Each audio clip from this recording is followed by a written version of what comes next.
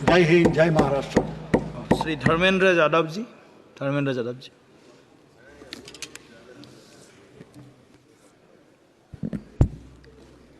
धन्यवाद सभापति महोदय। 18वीं लोकसभा के निर्वाचन के बाद और इस नए संसद भवन के बनने के बाद आज मैं पहली बार बोलने के लिए खड़ा हुआ हूं। आपने मुझे मौका दिया, उसके लिए बहुत बहुत धन्यवाद देता हूं। सभापति जी, सबसे पहले श्रद्धेय नेताजी को मैं नमन करना चाहता हूं, जिन्होंने अपने संघर्ष, अपनी हिम्मत, साहस और अपने पूरे जीवन की तपस्या समाज के उत्थान के लिए, देश और उत्तर प्रदेश की तरक्की के लिए और समाज के हर व्यक्ति की तरक्की और खुशहाली के लिए उन्होंने जो अपना पूरा जीवन समर्पित किया है, सबसे पहले मैं आपके माध्यम से उनको नमन करना चाहता हूं। माननीय सभापति महोदय, श्रद्धेय नेताजी ने हम लोगों को अपने समाजवादी विरासत में इंसाफ और इंसानियत, न्याय और हक की लड़ाई करना सिखाया है। उस लड़ाई को हम लोग बखूबी अपने नेता आदरणीय अखिलेश यादव जी के नेतृत्व में शानदार तरीके से उस विरासत को न केवल लड़ रहे हैं, बल्कि नेताजी के हर सपने को पूरा करने तक हम लोग चुप बैठने वाले नहीं हैं। सभापति महोदय, बजट एक व्यापक विषय है और जब इस विषय के बारे में सोचते हैं तो समझ में नहीं आ रहा कि कहां से शुरू करें, क्योंकि देश में आज कोई वर्ग नहीं बचा है। कुछ चुनिंदा उद्योगपतियों के बारे में बात नहीं करूंगा, लेकिन देश के 140 करोड़ लोगों में से कम 95% लोग ऐसे हैं जो आज पूरी तरह से बर्बाद है।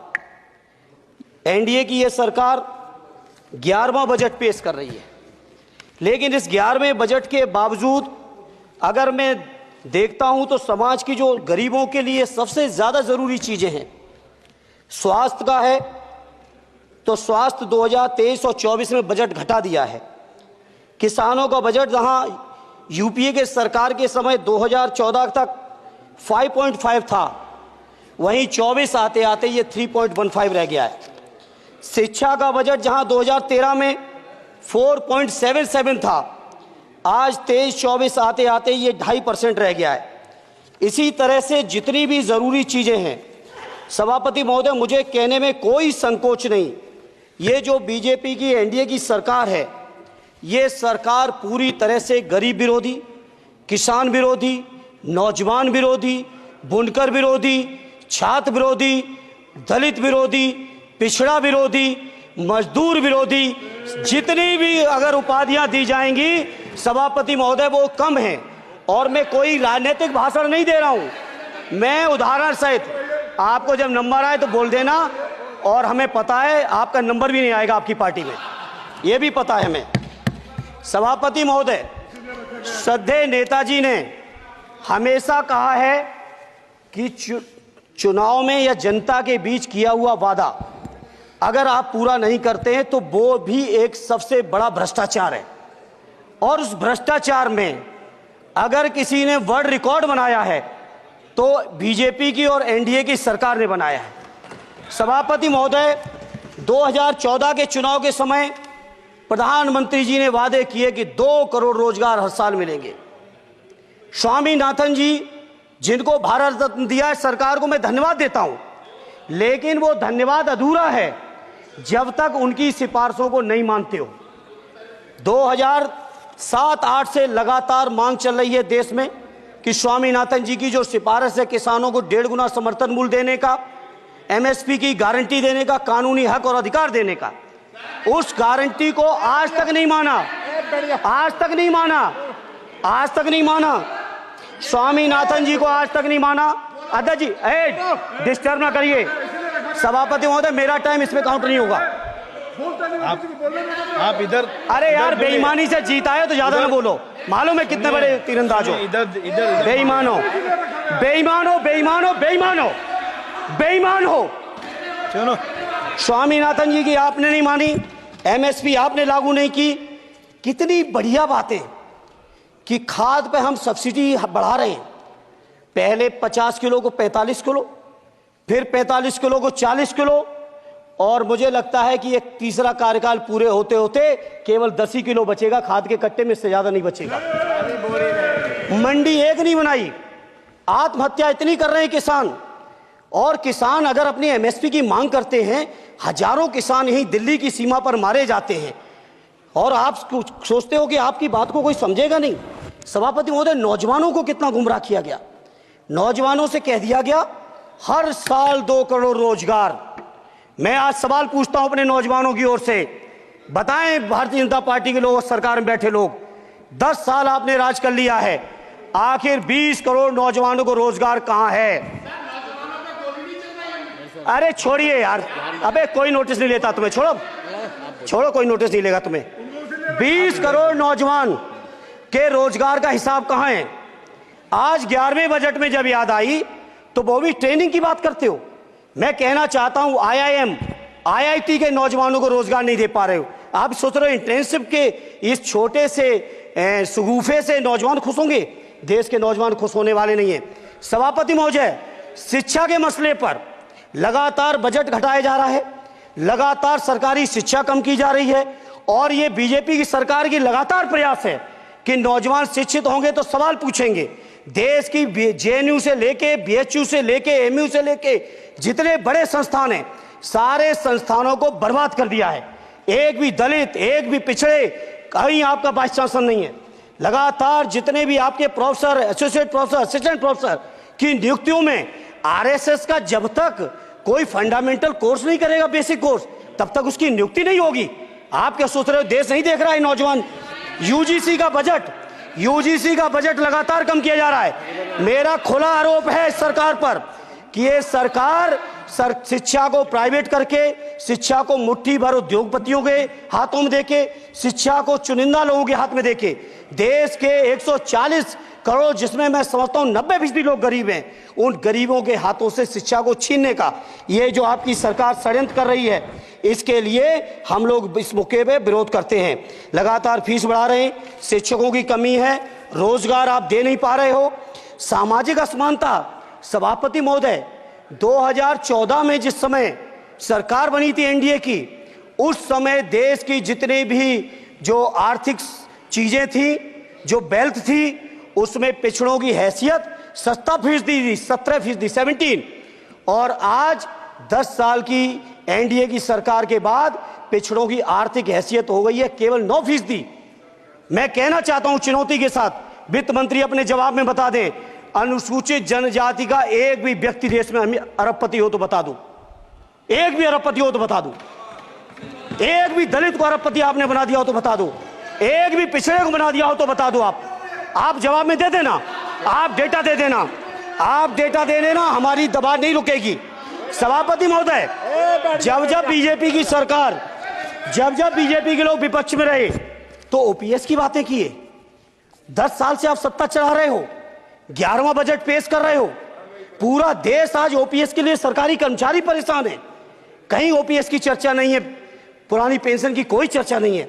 सभापति महोदय, पुरानी पेंशन तो पुरानी पेंशन, हम मांग करते हैं, बहुत बड़े राष्ट्रभक्त आप बनते हो, मैं मांग करता हूं देश के पैरामिलिट्री फोर्सेस को आप पुरानी पेंशन दीजिए। मैं मांग करता हूं, आप राष्ट्रभक्त हैं ना, सीमा पे जो सुरक्षा कर रहे हैं, जो शहादत झेल रहे हैं, मेरी मांग है कि आप उनकी OPS दीजिए। वो आप OPS नहीं दे पाओगे। इसी तरह से सभापति महोदय, देश के अंदर बहुत से ऐसे संविदा कर्मचारी, एक से एक बढ़िया फार्मूला, अब कानूनन मंडल आयोग लागू हो गया तो कैसे पिछड़े और दलितों को रोकें? तो संविदा कर्मी की प्राइवेट कंपनी, प्राइवेट आपने आउटसोर्सिंग कर दी। आउटसोर्सिंग के कारण से देश के सारे दलित, सारे पिछड़े, सारे आदिवासी आपकी सेवाओं से बाहर हो गए, उनके पास कोई कानूनी हक नहीं।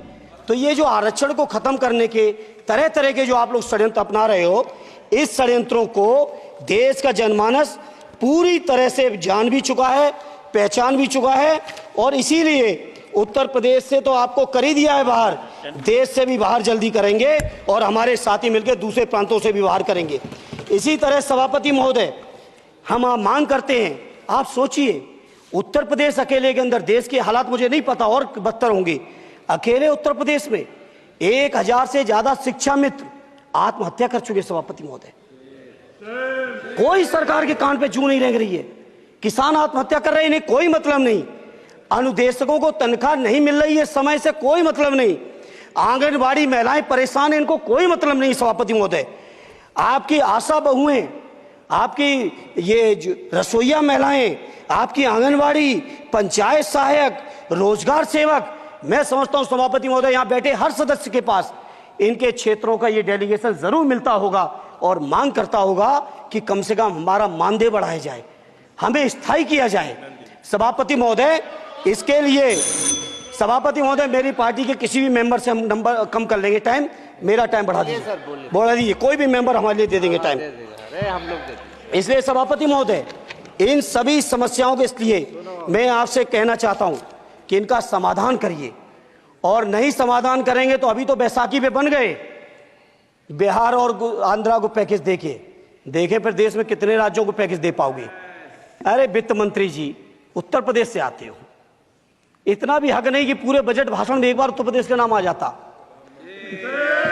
इतना अयोध्या से नफरत हो गई, अयोध्या से अवधेश जी क्या जीत गए, आप लोगों को इतनी नफरत हो गई कि एक भी उत्तर प्रदेश का एक बार भी नाम नहीं आया सभापति महोदय।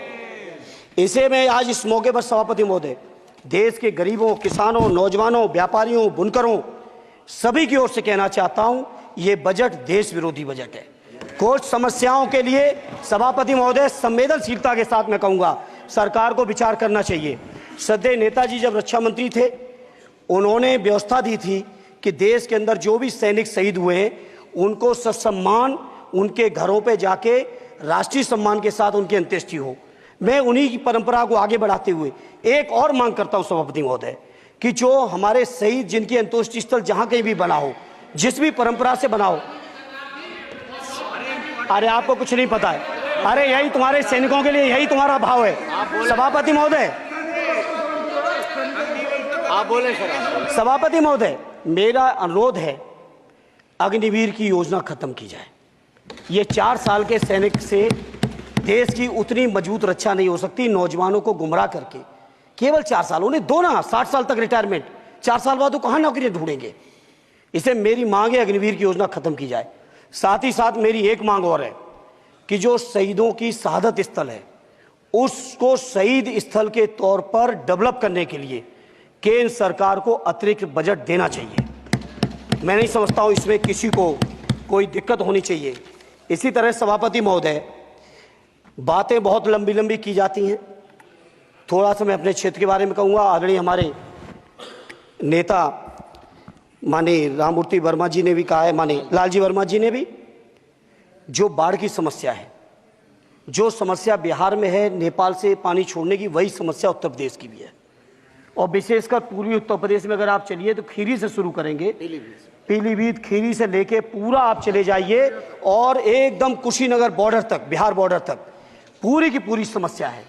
घाघरा जब आती है तो मैं समझता हूं इन जिलों के लाखों लोगों को तहस नहस करके चली जाती है। जितना विकास होता है सभापति महोदय, बरसात के समय वो सारा का सारा विकास पूरी तरह से खत्म हो जाता है। इसलिए मेरी मांग है केंद्र की सरकार से कि बजट आप पास कर रहे हो तो कम से कम उत्तर प्रदेश से इतनी नफरत ना करो। 2 बार तो उत्तर प्रदेश की दम पे ही बैठे थे और तब भी ये वित्त मंत्री जी हंस रहे हैं, इनके यहाँ भी आता है बाढ़ तो जाती होगी, महाराजगंज बसता तो नहीं होगा, कुशीनगर बसता नहीं होगा, आपका मऊ बसता नहीं है, आजमगढ़ बसता नहीं, अंबेडकर नगर बसता नहीं, बहराइच बसता नहीं, खीरी बसता नहीं, श्रावस्ती बसता नहीं, पीलीभीत बसता नहीं, बलिया बसता नहीं है, कुशीनगर बसता नहीं है, गोरखपुर बसता नहीं है। इतने जिले तो हमारे उत्तर प्रदेश के प्रभावित हैं। तो बिहार की तरह से एक विशेष पैकेज हमारे उत्तर प्रदेश के लिए भी दे दो। कम से कम इतना तो कहने की हिम्मत रखो, केवल चीखने के लिए बैठे हैं सब के सब। सभापति महोदय, दूसरा एक मैं बात, हमसे पूर्व जो सांसद रहे हमारे आजमगढ़ के, बड़ी लंबी लंबी बातें की, गोरखपुर से आजमगढ़ होते हुए बनारस तक का हमने रेलवे लाइन स्वीकृत करा दिया।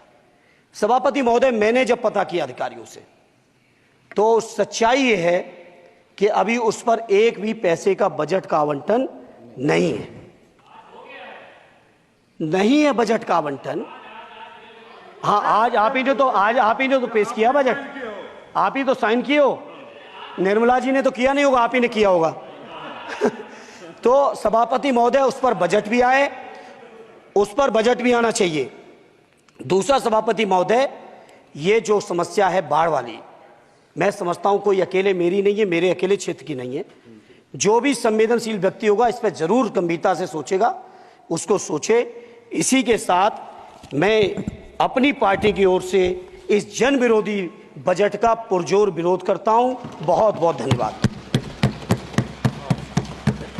श्री सुखदेव भगत जी।